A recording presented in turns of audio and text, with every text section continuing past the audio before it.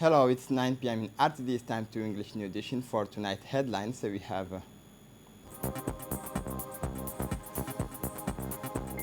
the Prime Minister sponsors the Youth Forum at the People's Palace.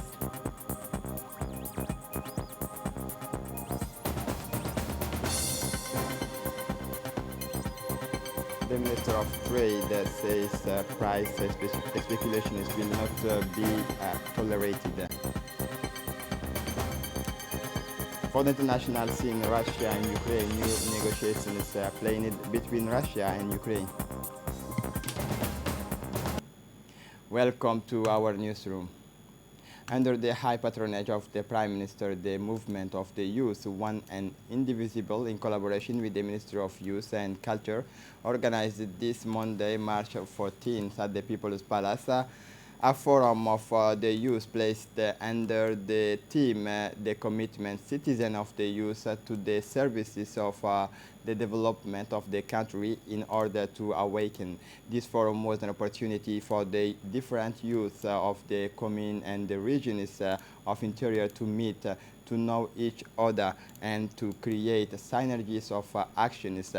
It was also a way with an open heart to exchange on the consolidations of the citizens' commitment for the development of our country, notably the sharing of experience through the activities realized and to be realized, and to discuss the perspectives, the challenges, the difficulties, the solutions in order to promote our activities of contribution of our country at the side of our elders.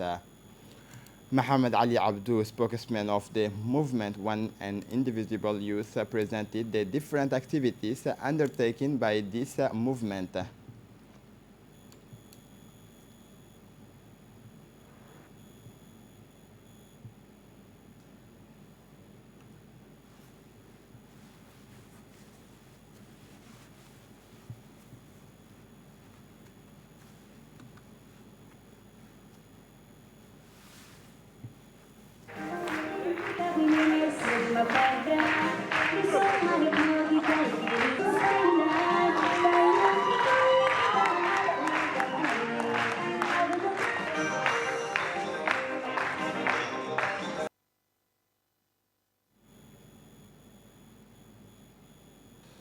Media.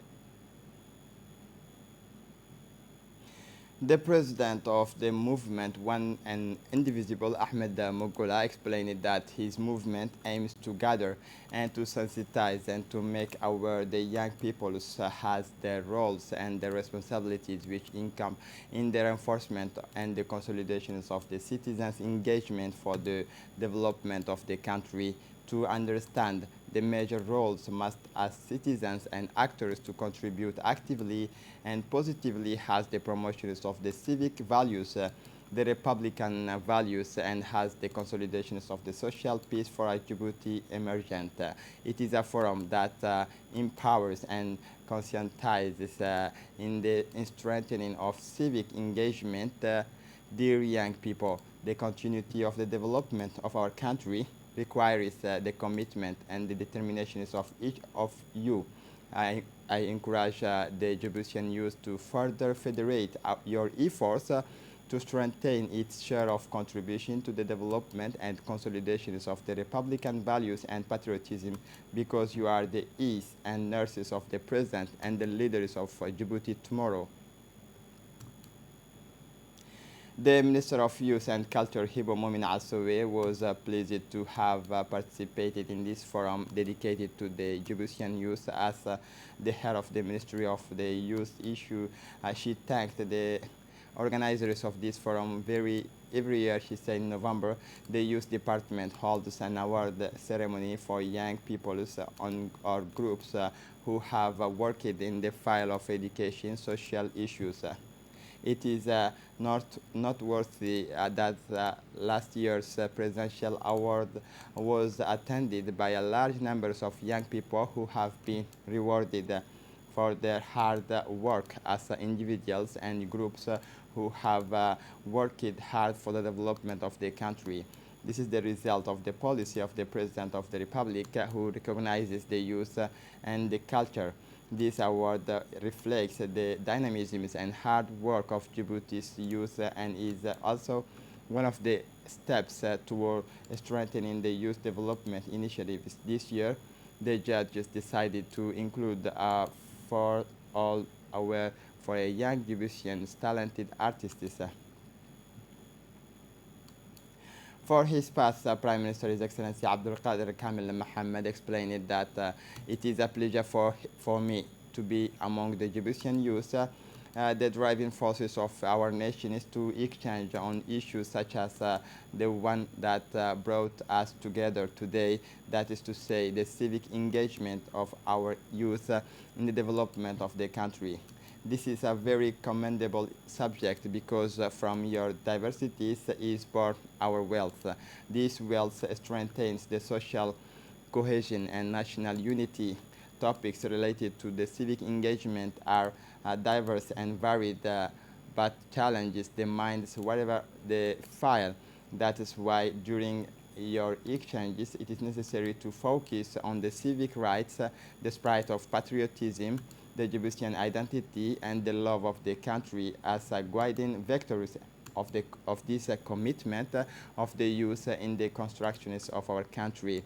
And to build better, it is more than necessary to have a dynamic, committed, voluntary, and responsible youth characterized by sure values of patriotism, civic mindedness, unity, solidarity, and sharing of responsibilities.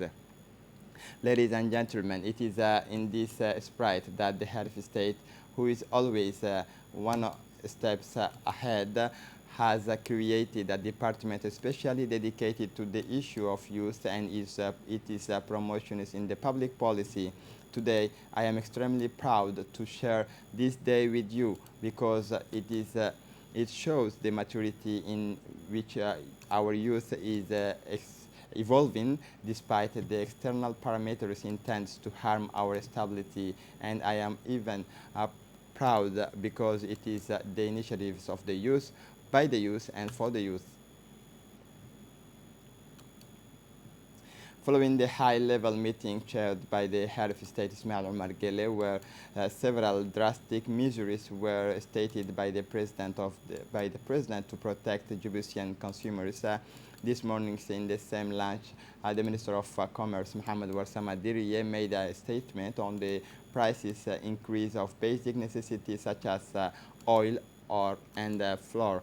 The minister said that with the approach of the blessed month of Ramadan, the President of the Republic is committed to protect the population from price hikes. The minister also said that the price lists of foodstuff will be communicated on television, radio, and in newspapers, and it will be displayed in all stores. Following the high-level meeting chaired by the President of the Republic, the minister said that the prices of oil has dropped. According to the Minister of Commerce, the prices of 25-liter can of oil has dropped from 9,000 francs to 8,000 francs. The price of the 5-liter can of oil has dropped from 2,000 francs to 1,600 francs, and the prices of the 3-liter can of oil has dropped from 1,200 francs to 1,000 francs. The non-respect of the prices approved by the Ministry of Commerce will be the object of closeness of the specified the minister. Still, according to the minister, we have sufficient stock of flour in the Republic of Djibouti. The minister also said that 100 containers of flour will soon arrive in Djibouti. So the minister asks the population that it is useless to panic about a shortage. The prices of flour will remain unchanged, he concluded. The Wadani Asajog list congratulated the UMP lists for its victory. The head of the independent list, Wadani Asajog, from Ali Sabih, Faisal Mahmoud Waberi, made a statement today to recognize the regularity of the regional elections in the regions of Ali Sabih, where 3 lists, including the UMP list, the Development and Justice list, and the Wadani Asajog list, have so the votes of voters For the regional councils, Mr. Faisal Mahmoud Waberi recognizes the defeat of the list's Wadani Asajog and congratulated the list UMP of Ali Sabih, led by Sharmake, for its victory. Faisal Mahmoud thanked the President of the Republic to the participation of three lists that compete for the region's elections in Ali Sabih, a particularity compared to the others conscience. He thanked all the voters of the region of Ali Sabih who were by his side during the campaign and all the sponsors who supported him. Faisal Mahmoud Waberi said that he is willing to work with the new regional councillors that will be elected in the general interests of the region of Ali Sabih. USAID, through its Djibouti workforce employability project and the World Food Programs, has donated transport and logistics equipment and materials to the technical education and vocational training of MENFOP. This donation is part of the collaboration between the DEEP World Food Programs and in the revisions of the vocational curricula, which began at the beginning of the project. These revisions aims to offer young people technical trainings in line with the needs of the Djiboutian labor market. It is important to remember that this initiative is started with the analysis of the needs of the private sector, but by elaborating and validating the activities and competencies referentials, teachers were then trained on new skills and standards by trainers working in the private sector. This official handing over ceremony was enhanced by the presence of the high executives of the partners institutions, namely the Secretary General of the MENFOP, Mohammed Abdallah Mahyoub, the Ambassador of the U.S. In Djibouti, Jonathan Goodall Pratt, the representative of the Ministry of Education in Djibouti, the representative of the Ministry, the World Food Program representatives in Djibouti, Marie and Jorojo, the Inspector General of the ETFP, Mahdi Umar, and the General Directors of the ETFP, Abdul Qadir Humed, Laura Dillon, and all other collaborators of these institutions.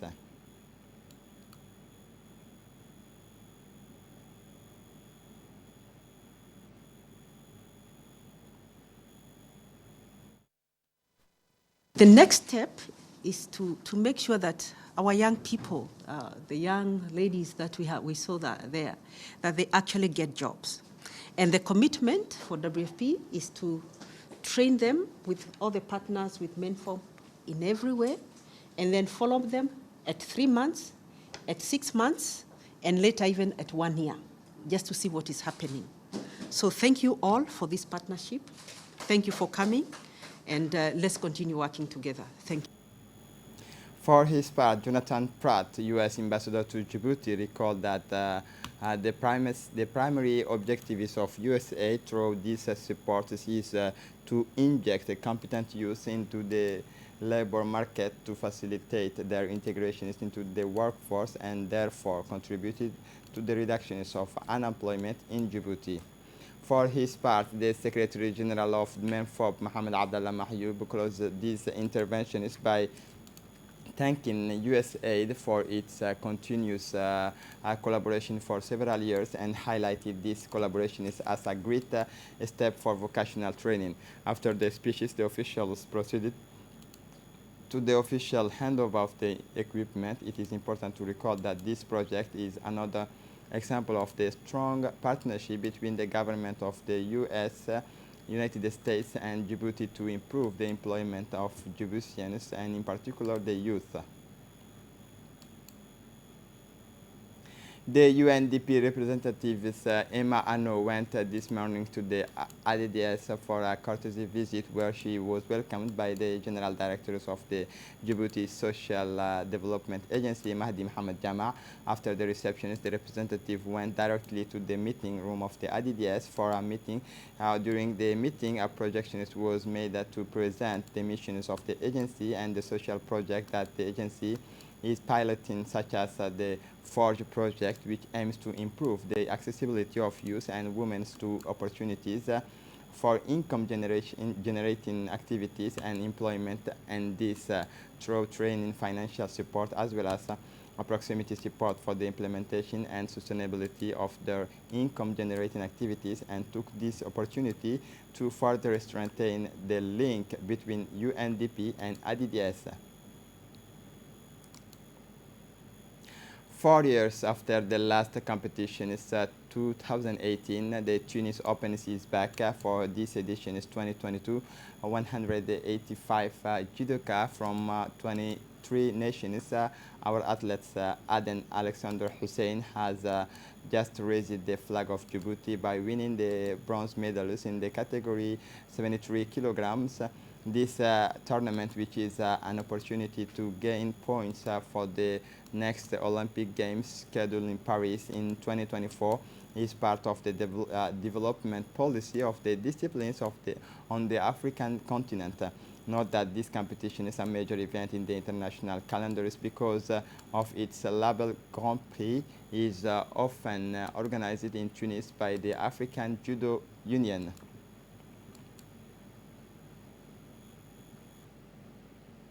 For the international scene, Russia and Ukraine, new negotiations planned between Russia and Ukraine. While the Russian military operation continues in Ukraine, new talks are scheduled this Monday, March 14, between Russia and Ukraine by video conference. Ukrainian President Volodymyr Zelensky is once again calling for the establishment of a no-fly zone. Russian troops are advancing in the suburbs of Irpin. Positive developments are mentioned on both sides, even though in recent days the conflict has spread to the west of Ukraine. Leonid Slutsky, chairman of the Duma Foreign Affairs Committee and one of the negotiators in the talks with Kyiv, said that the situation is progressing. In the talks between a video conference on March 14, Russia forces are continuing their offensives in several areas of the countries, including around Kyiv.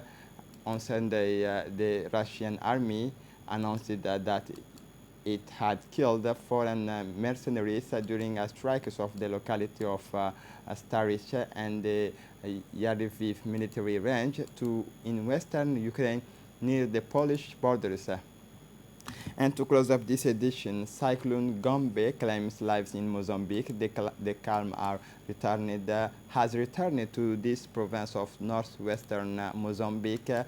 The traces of the passage of the last cyclones, which killed at least 12 people, according to our latest report on Sunday, are still visible. Roof blown off, wall collapsed. Cyclone Gombe has affected more than 13,000 Mozambicans since Friday, mainly in the province of Kampula on the Indian Ocean and the neighboring province of Zambezia, has said the National Institute for Disaster Risk Management. 14 people were injured and more than 3,000 houses destroyed. This is it for the news. Thanks for watching us. Have a good evening.